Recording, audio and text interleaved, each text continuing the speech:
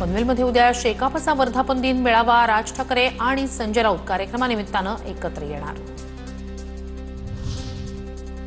Donald Trump यांचा भारतावरचा 25% टॅरिफचा निर्णय लांबणीवर। भारताला करार करण्यासाठी आणखी 7 दिवस मिळाले। 8 ऑगस्टपासून भारतावर 25% टॅरिफ लागू होणार।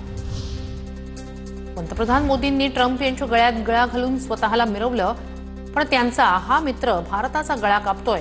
मोदी त्यांच्या समोर इतके हतबल काय? सामनाच्या अग्रलेखातून सवाल उपस्थित।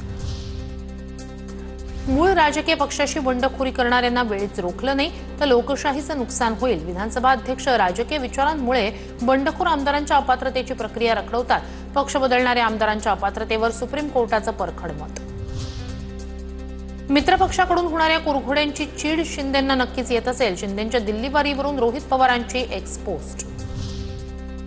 सामाजिक न्याय विभागाचा 410 कोटींचा निधी लाडकी बहीण योजनेसाठी वर्ग।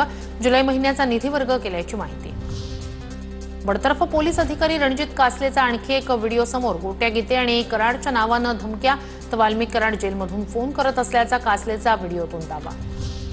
महादेव मुंडे हत्या प्रकरणी 4 बीड पोलिसांच्या ताब्यात। एकूण 5 संशयितांची चौकशी सुरू। संशयित गोट्या गीतेला ताब्यात घेण्यासाठी बीड पोलिसांचं पथक मुंबईकडे रवाना।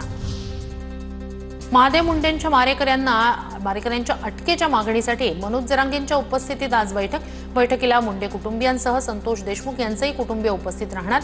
दुपारी 12 वाजता बीड शहरात बैठक पार पडणार।